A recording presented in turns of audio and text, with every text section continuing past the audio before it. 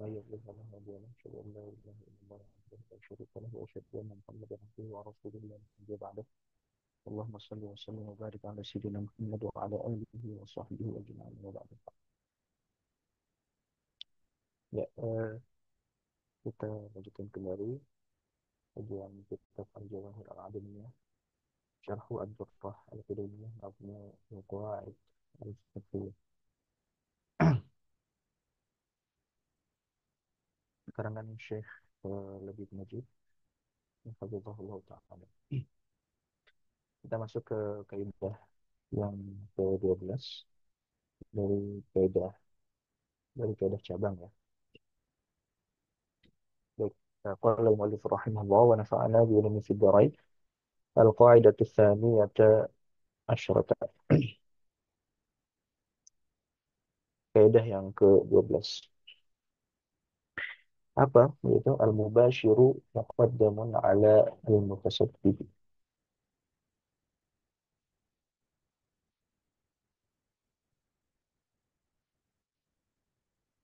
Al-mubashiru muqaddamun ala al-mutasabbib. Ya. Al-mubashir itu diartikan sebagai pelaku yang melakukan langsung. Ya. Nah, itu lebih didahulukan daripada eh, pelaku yang tidak melakukan langsung. Jadi kalau ada dua, kalau misalkan kita misalkan kasus contoh ya, taruhlah ada kasus pembunuhan, satu orang yang otak ya, otak dalam pembunuhan tersebut ya. Yang kedua adalah pelaku langsung ya, pembunuhan. Nah, dalang atau otak dalam kasus tersebut itu disebut dengan al-mutasabbib. Sedangkan al-mubashir itu adalah pelaku langsung yang melakukan pembunuhan. Nah, siapa yang dijatuhi hukum? Kalau dalam fikih jinayat atau fikih peradilan Islam ya, dalam fikih peradilan Islam, mana yang dijatuhkan eh, hukuman kisos? Apakah dua-duanya atau salah satunya? Kalau dalam mazhab Syafi'i yang didahulukan untuk dihukum kisos adalah pelaku langsung, bukan otak pembunuhan. Tentu di sini ada khilaf ya. Ini ada khilaf, tapi kalau mazhab Syafi'i seperti sebagaimana kaidah ini al-mubasyiru muqaddamun 'alal mutasabbib, bahwa pelaku langsung itu yang lebih didahulukan untuk dikenai hukum dibandingkan dengan eh, apa namanya penyebab ya. Penyebab penyebab atau dalang atau otak ya. Oke, mana al-qaidah? Arti dari kaidah ini ya. Al-mubasyiru Al-mubasyiru itu artinya apa? Al-mubasyiru huwa man hasalat talafu bi fi'lihi duna wasitatin. Al-mubasyir itu adalah siapa yang dengannya, dengan kelakuannya, kerusakan itu terjadi tanpa adanya perantara. Ya. Jadi dia yang langsung melakukan kerusakan tersebut ya tanpa ada perantara. Sedangkan al-mutasabbibu huwa man kana fi'luhu sababan mufdiyan litalafi wa lam yubashirhu. Sedangkan al-mutasabbib adalah yang mana pekerjaannya dia ya ini sebagai sebab yang dapat merusak, akan tetapi dia tidak secara langsung. Jadi dia melakukan satu pekerjaan ya, dan hasil kerjaan yang dilakukan ini menyebabkan sesuatu itu rusak, menyebabkan orang lain itu misalkan terluka, menyebabkan orang lain itu meninggal ya. Contoh kasus lain misalkan dia menggali lubang ya, menggali lubang. Nah, menggali lubang. Kemudian dia ditinggal lubang itu ditinggal gitu saja ya. Nah, kemudian ada orang yang lewat ya jalan tersebut dan melewati lubang tersebut dan jatuh terperangkap ke dalam lubang tersebut. Nah, orang yang menggali lubang itu disebut al-mutasabbib. Nah, dengan pekerjaan dia yaitu menggali lubang itu menyebabkan orang lain itu termasuk terperangkap di dalam lubang tersebut. Itu disebut dengan al-mutasabbib. Dia tidak melakukan dia tidak mendorong langsung, ya, dia tidak mendorong langsung. Nah, kalau kalau itu tadi jelas pelakunya cuma satu. Nah, ini kalau misalkan ada pelakunya ada dua. Ada orang yang eh, dia menggali lubang. Ada orang yang ngejorokin orang itu untuk masuk ke dalam lubang. Nah, di situ berarti ada dua. Ada al-mubashir, orang yang ngejorokin, ada al-mutasabib, orang yang menggali lubang. Ini maka siapa yang didahulukan untuk kalau dalam peradilan berarti siapa yang didahulukan untuk mendapatkan kisos misalnya kalau sampai pembunuhan. Ya.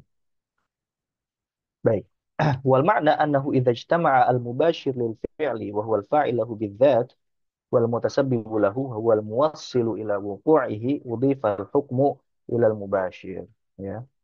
Jadi artinya jika itu dalam satu kasus itu terdapat dua.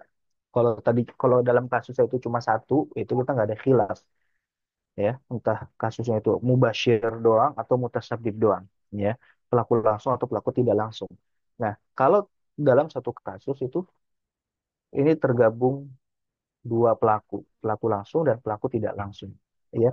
Idza ijtama al mubashir lil fi'li pelaku langsung, ya, wal mutasabbib lahu. Jadi al mubashir, ya, sama al mutasabbib ini bergabung dalam satu satu kasus. Maka wahwal oke, udhifal hukmu ilal mubashir, maka hukuman, ya, hukum itu disematkan kepada si mubashir, kepada si pelaku langsung, ya, kepada pelaku langsung.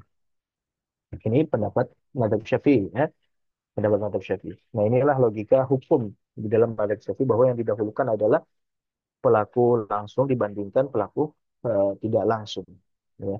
Kalau dalam kasus pembunuhan, misalkan pembunuhan berencana, maka yang lebih dihukum itu sebenarnya adalah pelaku langsung, bukan pelaku tidak langsung atau otak atau dalang dalam pembunuhan tersebut. Ya tentu di sini memang ada perbedaan, ya. Kayaknya kalau di negara kita, ya walaupun memang negara kita belum eh, sepenuhnya menggunakan syariat Islam, ya. Tapi kalau kita lihat di sini ada logika fikih juga dipakai, ya walaupun fikihnya belum belum dipakai tapi logikanya, ya logikanya dipakai, yaitu di mana mutasabib itu lebih didahulukan dibandingkan mubasyir, pelaku tidak langsung lebih didahulukan dibandingkan dengan pelaku langsung. Tapi tentu ini bukan madhab syafi'i. Kalau madhab syafi'i, ya itu pelaku langsung, ya pelaku langsung itulah yang didahulukan dibandingkan pelaku tidak langsung, ya. Baik, kenapa alasannya kenapa pelaku langsung itu lebih didahulukan? Li'anna al-fa'ilah wal 'illatul mu'athirah. Karena pelaku atau pekerja, ya, atau orang yang ya pelaku, ya, fa'il, wal 'illatul mu'athirah. Dia adalah sebab yang berpengaruh. Illah al-mu'athirah. Sebab yang berpengaruh. Wal aslu fil ahkami annaha tudafu ila 'ilaliha al-mu'athirah la ila asbabiha al-muwassilah, ya. Bahwa memang hukum itu disematkan kepada ilat atau sebab yang berpengaruh, bukan sebab yang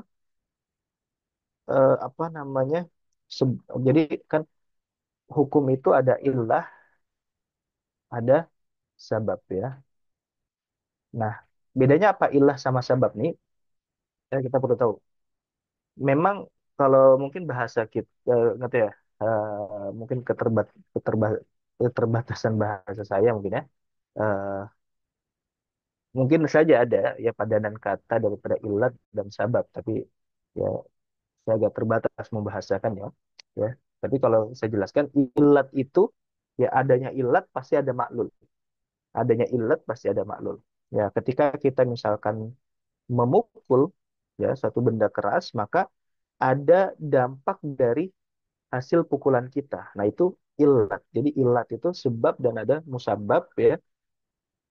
Ya, contoh tadi pukulan. Jadi efeknya itu langsung. Efeknya langsung itu namanya ilat. Ya, ilat itu efeknya langsung. Ya, ketika itu juga.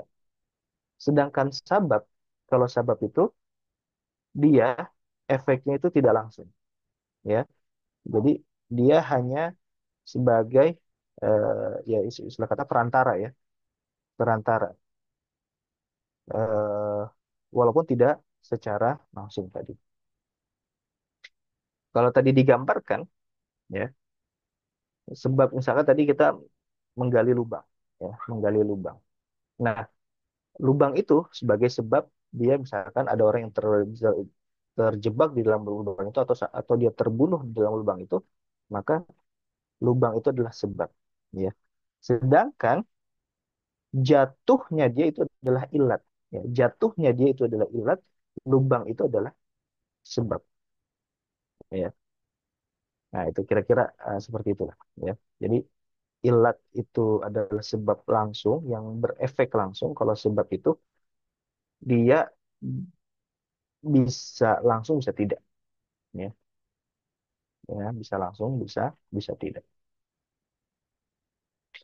Makanya ilat dengan ma'lul itu tidak bisa dipisahkan. Antara ilat dengan ma'lul tidak bisa dipisahkan. Makanya ada kaidah idza apa namanya? Al-hukmu yaduru ma'illatihi wujudan wa adaman. Ya, al-hukmu yaduru ma'illatihi wujudan wa adaman. Ya, tulis seperti ini. Ya, al-hukmu ya yaduru ma'illatihi wujudan wa adaman. Ya, bahwa hukum itu ya dulu ya ya eh, apa namanya ya dulu itu berkeliling atau mengikuti ya mengikuti ilatnya baik ada ataupun tidak ada, ya, bahwa hukum itu senantiasa ya mengikuti ilatnya baik ada ataupun tidak ada.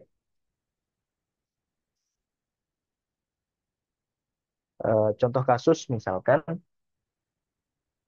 minuman, ya, minuman keras ilatnya karena ada memabukkan, ya, minuman keras ilatnya ada memabukkan. Nah, ketika misalkan minuman itu sudah hilang efek memabukkannya, misalkan dari miras menjadi cuka, ya, dari miras menjadi cuka. Nah, cuka itu kan udah hilang tuh ilatnya, ya, maka hilang juga hukumnya. Yang tadi minuman keras itu hukumnya haram karena ada ilat iskar atau memabukkan. Ketika hilang ilat iskarnya atau memabukkannya dan menjadi cuka, maka hukumnya pun juga berubah. Baik. Nah, nah di sini disebutkan wal aslu fil ahkami, dan secara asal dalam hukum itu disandarkan kepada ilat, ya, kepada ilat yang berpengaruh. La ila asbabihal muwassilah, bukan kepada sebab yang eh, menjadi perantara untuk hukum tersebut atau yang menghantarkan kepada hukum tersebut. Li'anna tilka aqrabu aqwa, karena ilat itu adalah ya itu lebih dekat dan juga lebih kuat, ya. Ya. Kalau tadi gambaran kasus, ya, ada orang yang menggali lubang sama ada orang yang menjorokkan orang itu ke dalam lubang, ya.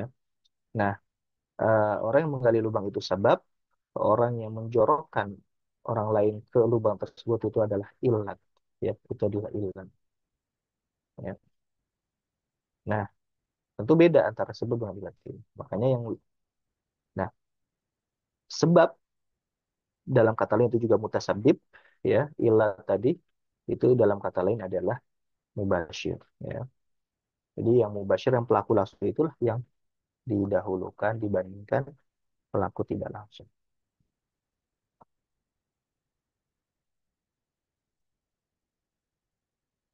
Baik,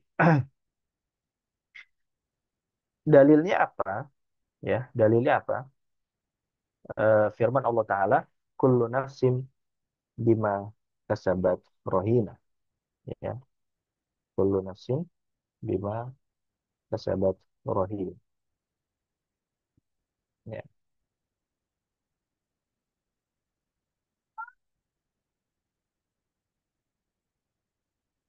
Nah, di dalam surat Al-Mudaththir ya.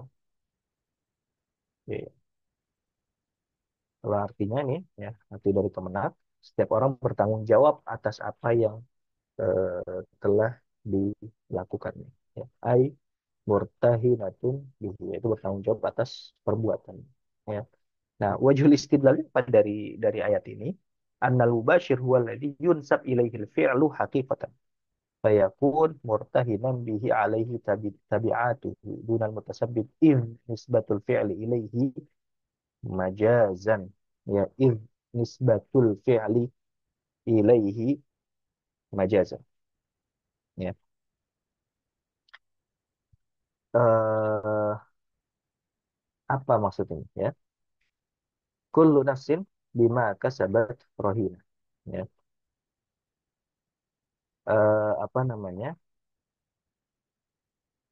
Bahwa ya setiap orang itu dia bertanggung jawab atas perbuatan. Ya, maka annal mubashir huwa alladhi yunsab ilaihi al-fi'lu haqiqatan. Ya, jadi kalau misalkan, jadi di sini ada kasabat ya, bima kasabat, kullu nafsin bima kasabat. Jadi setiap jiwa itu bertanggung jawab atas perbuatannya, atas apa yang dilakukannya. Dan di sini yang dilakukannya itu yang apa, kelakuan ini disandarkan kepada orang yang melakukan itu langsung. Ya, dari kata kasabat di sini itu menjelaskan bahwa orang yang melakukan langsung itulah yang disematkan kepadanya fiil atau kerjaan secara hakikatan, ya, secara hakikat, ya, secara asal, ya, secara asal, secara hukum asal, ya, atau secara yang dipahami langsung oleh kita, gitu kan. Fayakuna murtahinan bihi alaihi tabi'atuhu. Ya, maka segala macam konsekuensinya itu ditanggung ditanggung oleh si pelaku, ya, si pelaku. Di sini kan disandarkan kepada pelakunya langsung. Kullu nafsin bima kasabat rohina. Ya, ya. Kullu nafsin rohinatun bima kasabat, asli ayatnya seperti itu ya. Kullu nafsin bima kasabat rohina. Nah, di sini tidak dijelaskan yang mutasabib, ya. Kan ini tadi kasabat, orang yang melakukan langsung nih, kasabat. Sedangkan yang mutasabib itu tidak dijelaskan. Walaupun dia juga ikut bertanggung jawab, tapi tanggung jawabnya itu secara majazi, ya, majazi artinya secondary, gitu ya, yang belakangan gitu. Sedangkan yang utama adalah pelaku pelaku langsung, bukan yang tidak langsung. Tadi tentu kaidah ini ada khilaf ya. Kaidah ini ada khilaf ya, sehingga kalau dalam penerapan nanti dalam eh, fikih peradilan, ya, di sini pasti ada perdebatan. Makanya ini kaidah ini debatable. Tapi kalau mazhab Syafi'i sendiri ya lebih mengedepankan mubasyir dibandingkan dengan apa, mutasabbi. Nah, aplikasi dari kaidah ini apa? Yang pertama, lau amsaka syakhsun bi'akhar faja'a thalithun faqatala al-mamsuk aw hafara syakhsun bi'ran fa asqata akharu thalithan fiha aw alqa syakhsun akhar min syahiqin fatalaqahu thalithun faqata'ahu bisayfi nisfaini falqisasu 'ala al-qatil wal musqiti wal qati' liannahum mubashiruna dunal mumsik wal hafir wal mulki. Ya, jikalau ada seseorang, ya, dia ya menangkap orang lain, memegang orang lain, ya, faja asalitun, kemudian ada datang orang ketiga ini apa, faqatalal mamsuk, nah kemudian membunuh orang yang ditangkap tadi, ya, au hafara syakhsun bi'ron, atau ada seseorang itu dia menggali lubang atau menggali sumur, ya, faasqata akharu, thalitsan fiha. Kemudian ada orang lain, dia menjatuhkan orang ketiga ke dalam lubang tersebut.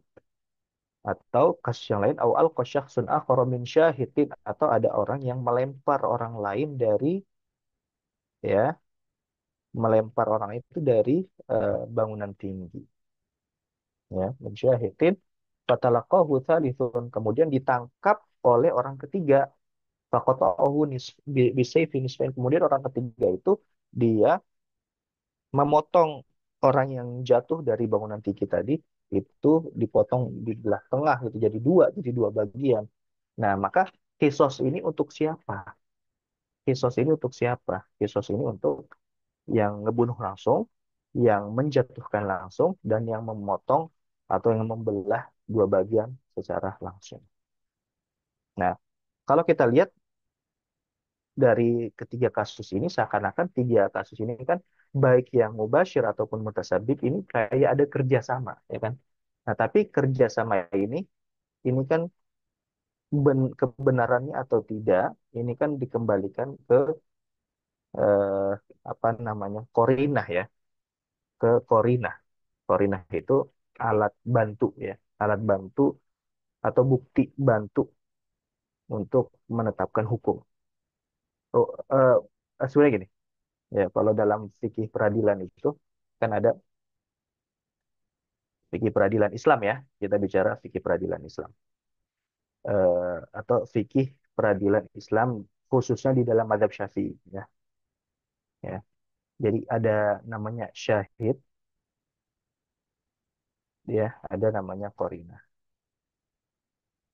Nah, yang bisa menjadi bukti di dalam peradilan itu adalah saksi, ya. Sedangkan qarinah ini adalah bukti pendukung, ya, ya. Ini kita nggak bicara apakah qarinah bukti pendukung ini bisa menjadi bukti utama, ya. Nah, ini pembahasannya lebih luas lagi, tapi secara asal saksi itu adalah bukti utama, sedangkan qarinah adalah bukti pendukung, ya. Nah, dalam tiga kasus tadi, misalkan tidak ada saksi. Nah, misalkan tidak ada saksi atau tidak tidak ada bukti utama, ya. Kemudian kalau kita lihat dalam apa namanya, kasus tadi, qorinatul hal atau indikasinya seakan-akan orang yang memegang ini sudah kerjasama dengan orang yang membunuh. Orang yang melempar itu sudah kerjasama dengan orang yang menggali lubang. Ya, orang yang melempar itu sudah kerjasama dengan orang yang di bawah untuk membelah menjadi dua bagian. Seakan-akan indikasinya itu mengarah ke sana. Tapi indikasi ini tidak bisa menjadi pembuktian di persidangan, gitu kan. Ya, karena dia hanya sebatas korinah, bukan saksi, gitu kan. Sehingga yang dijatuhkan hukuman adalah yang mana nih? Si mutasabib, ya, atau si mubashir, ya, pelaku langsung atau pelaku tidak langsung. Nah, di sini Madzhab Syafi'i menetapkan yang mubashir atau pelaku pelaku langsung. Ya. Nah, tentu ini ini debatable, ya, debatable. Dan tadi apa namanya? Kalau dalam fikih peradilan eh, tentu ada pengembangan dalam fikih peradilan, ya. Pendapatnya apa namanya, Ibnul Ibnul Syekh Ibnul Qayyim al-Jauziyah yang mengembangkan bahwa korinah, bukti bukti pendukung itu bisa menjadi bukti utama, gitu. Jadi bukan cuma saksi saja, tapi dikembangkan bukti pendukung menjadi bukti bukti utama. Ya, inilah makanya peradilan zaman sekarang pun juga, walaupun pengadilan konvensional, tapi eh, menetapkan bukti itu bukan hanya sekedar saksi saja, tapi juga bukti pendukung lain itu bisa menjadi bukti bukti utama. Ya. Nah, yang tadi kita bicarakan itu fikih peradilan dalam mazhab Syafi'i bahwa qarinah, ya, itu tidak bisa dinaikkan statusnya menjadi bukti utama. Baik, kemudian, nah, kasus yang kedua. Lau tabi'a syahsun hariban bisayfin matalan faramal haribu nafsahu fi ma'in aw min sathin fala dhamana 'ala tabi'i li'anna al-hariba bashara ihlaka nafsihi qasdan wal mubashiru muqaddaman 'ala al-mutasabbib. Kalau misalkan ada seseorang mengikuti orang yang sedang lari tunggang langgang kabur, ya, disaifin, ya, dengan dia eh, apa namanya, eh, jadi dia ngejar orang yang lagi kabur itu dengan apa, dengan pedang, ya, dengan pedang. Famasal masalah. Nah, faromal haribu nafsahu fi ma'in. Nah, kemudian orang yang lari tunggang langgang ini itu menyeburkan dirinya ke air, atau dia terjun bebas dari gedung tinggi gitu kan. Nah, maka fala dhamana 'ala tabi', maka tidak menjadi tanggung jawab orang yang mengejar tadi, ya.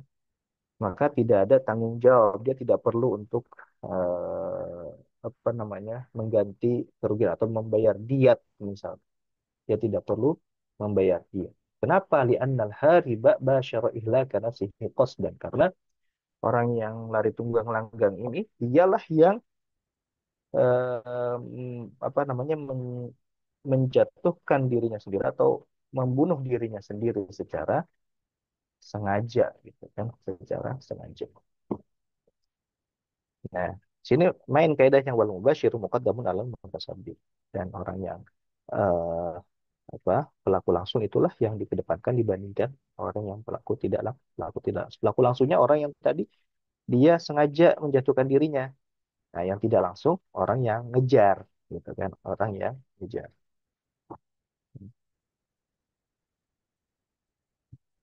Ya.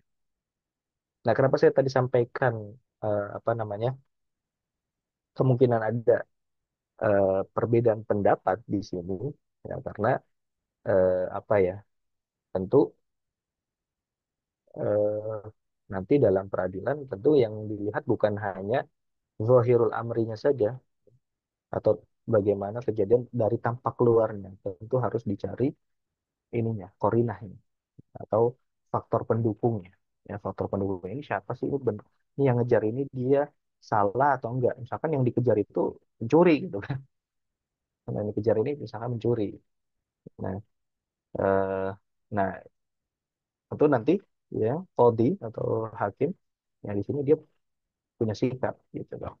Dia punya, atau misalkan yang dikejar ini ternyata pelaku yang tidak bersalah. Tentu memang nanti ada konsekuensi-konsekuensi hukum yang berbeda. Ya. Jadi tidak secara zahirul amrinya saja gitu kan, perlu ada bukti-bukti pendukung, ya, sehingga nanti kodi atau hakim bisa menentukan eh, hukum yang adil untuk si pelaku gitu. Ya.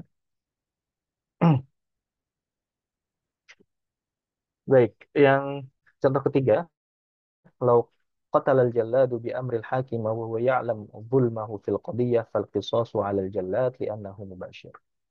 Ya. Kalau seandainya Algojo itu membunuh dengan perintahnya hakim, ya, atau kodi atau pemimpin, ya, dan dia tahu, si Algojo itu tahu kalau misalkan hakim ini menghukumnya secara tidak benar, ya, zolim dia dalam masalah tersebut, maka yang dikisus adalah Algojonya. Yang dikisus adalah Algojonya, anahu mubashir, karena Algojo itu adalah orang, si pelaku pelaku langsung. Ini kejadian ya, ya kejadian yang, ya, beberapa tahun ke belakang ya. Jadi ada kita sama tahu bersama lah, satu oknum polisi yang dia pangkatnya mungkin masih rendah, ya. Kemudian dia disuruh sama pimpinan tertingginya untuk membunuh eh, ini ya, orang lain. Saya lupa itu polisi juga atau rakyat sipil ya. Masa polisi juga ya, sama polisi. Nah, kemudian kan yang dihukum adalah si otaknya, bukan si eh, pelaku langsung. Nah, tapi kalau di sini, kalau kita mengikuti kaidah madhab Syafi'i, berarti yang diikut adalah yang di kisos adalah di, yang pelaku langsung, pelaku pelaku langsung. Nah, makanya tadi saya sebutkan ada khilaf ya, ada khilaf karena memang di sini tidak ada pendapat yang pasti ya, jadi ada khilaf di sini di dalam masalah ini ya. Sehingga nanti uh, qadhi atau hakim dia bisa menentukan sesuai dengan kemaslahatan yang ada gitu kan. Kalau misalkan teori teori apa namanya prajurit gitu ya, teori prajurit kan, kalau prajurit itu saya lupa nama prinsipnya apa ya. Tapi kan kalau sebagai prajurit, khususnya prajurit yang levelnya bawah, dia itu hanya kan sebagai pion, pion. Ya, dan dia harus mengikuti pimpinannya dan dia tidak bertanggung jawab atas apa yang dia lakukan gitu. Walaupun memang ini bertentangan dengan ayat kullu nafsin bima kasabat rahina ya, kullu nafsin bima kasabat rahina. Tapi prinsip ini terkadang memang bukan memang perlu ya diterapkan di khususnya di medan peperangan ya, di medan peperangan karena apa ya, ketika tidak ada prinsip ini maka ya jadi kan ada yang memikirkan strategi itu pimpinan dan ada yang melaksanakan eh, perintah ya itu prajurit ya. Nah, ada prajurit yang dia bertanggung jawab atas apa yang dia lakukan, ada prajurit yang tidak bertanggung jawab atas yang dilakukan. Nah, prajurit yang tidak bertanggung jawab atas apa yang dilakukan itu, kalau misalkan dia sudah mengerjakan sesuai dengan perintah, itu prajurit yang paling bawah, yang ada di garda terdepan gitu kan, kalau dalam peperangan. Nah, eh, eh, apakah ini bertentangan dengan prinsip Islam ya itu perlu ada pembahasan lebih lanjut lagi ya, walaupun seakan-akan bertentangan dengan ayat kullu nafsin bima kasabat rahina, tapi memang ini perlu ada pembahasan lebih lanjut lagi karena ya karena ada kemaslahatan di situ sebenarnya ya. Ya tapi ini perlu pembahasan lebih lanjut. Nah, eh, seandainya itu diterapkan dan kita belum bisa mengubah misalkan aturan tersebut ya kan, dan orang masuk dalam eh, apa namanya tatanan prajuritan tadi ya. Kemudian dia disuruh untuk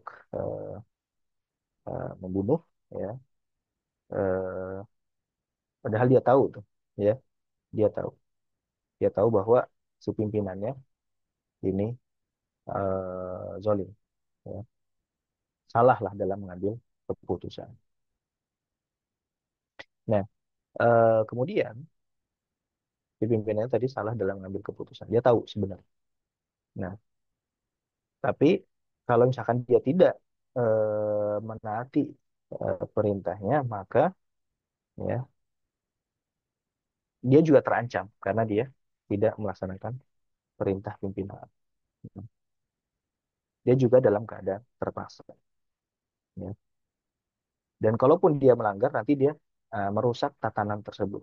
Ini memang agak kompleks nih kalau kita menilai sebuah tatanan itu kan sudah cukup kompleks ya. Makanya kita tidak bisa hanya menghukumi dari sisi prajuritnya saja. Ya. Khususnya tadi dalam perang ya, dalam perang atau kondisi yang lebih luas lagi gitu. Ya. Nah, eh, kalau dalam mazhab Syafi'i tetap yang dihukum adalah si yang dikisos itu adalah si prajurit karena dia tahu ya. Sedangkan otaknya itu ya itu tidak dikisos ya. Ada juga teori atau pendapat yang menyatakan baik mubashir sama mutasyabib sama-sama dihukum ya. Baik mubashir ataupun mutasyabib itu sama-sama dihukum, jadi pelaku langsung sama pelaku tidak langsung itu sama-sama nah, tapi ada juga pendapat yang menyatakan mutasyabib itu yang lebih didahulukan dibandingkan dengan mubashir, apalagi ketika dia dalam kondisi uh, ini ya apa namanya terpaksa gitu. Ya.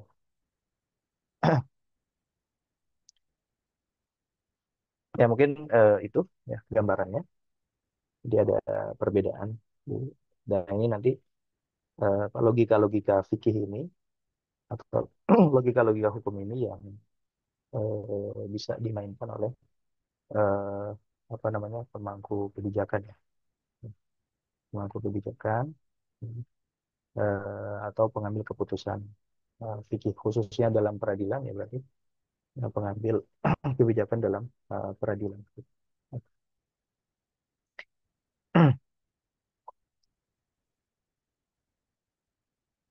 Nah, baik. Kemudian tanbih di sini ada catatan yustafna minal qaidati hal. Nah, ini dikecualikan dari kaidah ini ada dua dua kondisi. Yang pertama, idza kana al-mubasyiru la yumkin tadminuhu. Kalau misalkan pelaku langsung ini tidak mungkin untuk bertanggung jawab. Contoh, kama law anna rajulan alqa insanan maktufan ila ila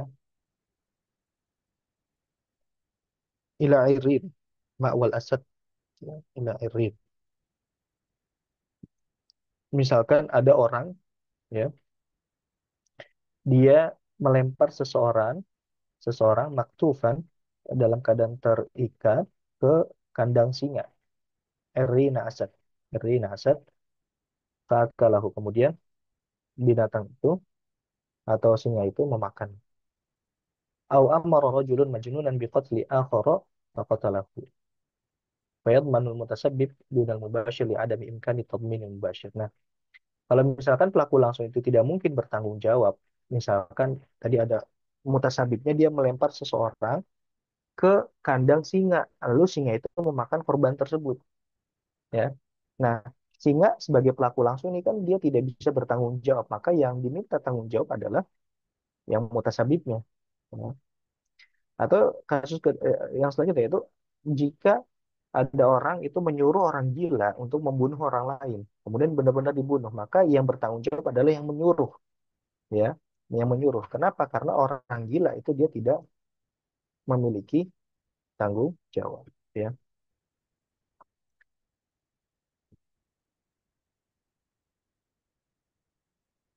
Yang kedua, idza kana al-mutasabbibu huwal muta'addi.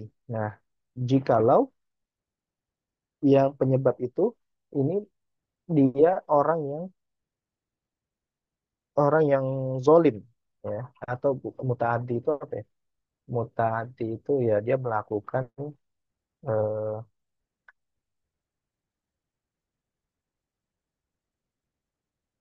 eh, Melampaui batas. iya melampaui batas cuma apa ya?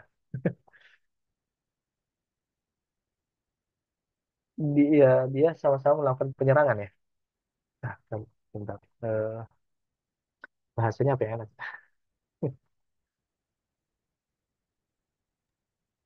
Menyerang secara membabi buta kali saya. Bukan. Ya intinya dia dia ada jadi apa ya? Ini kita lihat contohnya ya. Ya. Dan tapi sebelum itu wal mubasyaratu mabniyatun ala sabab dan pelaku langsung itu dia menyandarkan kelakuannya kepada sebab tersebut. Contoh, kama law syahida jama'atun inda qadi ala syakhsin bima yujibu qatlahu faqatalahu al-qadi thumma raja'a an syahadati fal qisasu alaihim. Ya, fal qisasu alaihim. Contoh di sini kalau ada sebagian orang bersaksi ya di depan hakim bahwa orang tersebut habis ngebunuh orang gitu ya. Jadi ini didatangkan saksi bahwa orang tersebut itu ngebunuh orang, habis ngebunuh orang. Dan saksi ini semuanya adil nih, ya, adil di depan menurut si hakim ya. Dua saksi ini adil menurut siapa? Menurut hakim. Kemudian hakim memutuskan atas kesaksian dua orang tadi untuk mengkisos orang ini. Kemudian tapi di kemudian hari itu maroja wani syahadah. Kemudian dua orang ini dia apa namanya dia membatalkan kesaksian mereka. Ya, dua orang ini membatalkan kesaksian mereka. Nah, maka fal qisasu alaihi maka qisasnya dijatuhkan maka eh, dua saksi ini dijatuhi hukum apa? Kisos.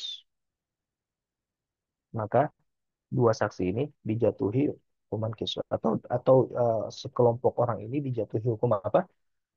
Kisos. Kenapa? Kenapa di sini dua saksi ini apa namanya? Karena dua saksi ini ya walaupun dia sebagai mutasabib bukan sebagai pelaku langsung ya. Kan pelaku langsungnya hakim. Saksi ini hanya sebagai mutasabib. Nah, tapi mereka si mutasabib ini mutaaddi, dia itu melakukan tindakan kejahatan mutaaddi, melakukan tindakan kejahatan dan si kodi ini dia kan apa namanya? Tidak bisa melakukan kisos kecuali atas dasar apa? Atas dasar eh, kesaksian si saksi gitu kan. Ya kan hakim tidak mungkin menjatuhkan hukuman kecuali ada bukti. Nah, buktinya sudah ada di depan hakim. Nah, akan tetapi ternyata di kemudian hari si saksi ini dia menarik kesaksiannya.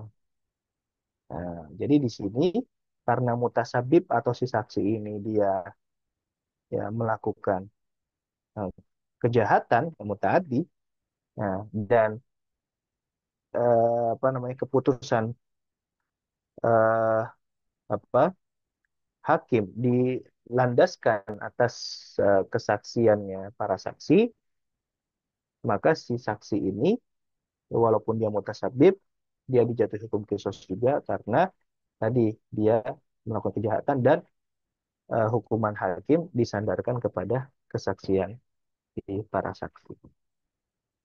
Nah, ini dua keadaan yang dikecualikan. Yang pertama adalah jika pelaku langsung dia tidak mungkin bertanggung jawab. Yang kedua, jika yang mutasabib atau sebabnya ini dia melakukan kejahatan ya dan apa pelaku langsung dia menyandarkan eh, perlakuannya itu kepada sebab tersebut ya. Nah, ini dua contoh kasus yang dikecualikan dari kaidah ini ya. Di mana mutasabib itulah yang dihukum bukanlah yang mubasyir ya, bukanlah yang mubasyir. Baik, mungkin saja ada yang mau ditanyakan sebelum kita.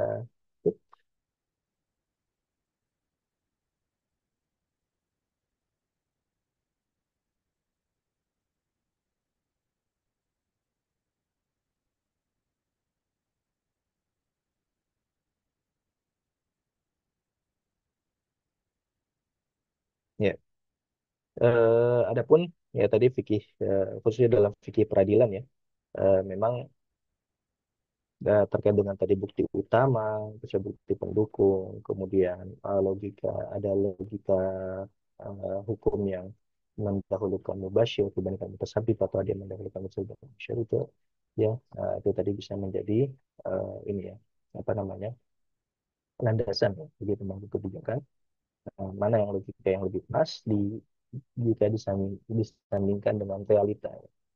Disandingkan dengan realita. Realitanya seperti ini ya. Mana kemaslahatan yang lebih besar, maka itulah yang dipakai ya. Oke, tarjih salah satu tarjih ya atau penguatan pendapat fikih khususnya dalam bidang muamalat ya, khususnya dalam bidang muamalat apalagi khususnya mazhab kontemporer ya, dalam tanda kutip mazhab kontemporer. Nah, tarjih dalam masalah muamalat ini lebih yang dikedepankan adalah mana maslahat yang lebih besar, mana maslahat yang lebih besar dan madorot yang paling kecil. Ya, baik mungkin itu yang saya sampaikan. Ya, kurang lebihnya maaf. Ada Allah lagi lain. Assalamualaikum warahmatullahi wabarakatuh. Waalaikumsalam warahmatullahi wabarakatuh. Jazakallah khairan. Oh, iya.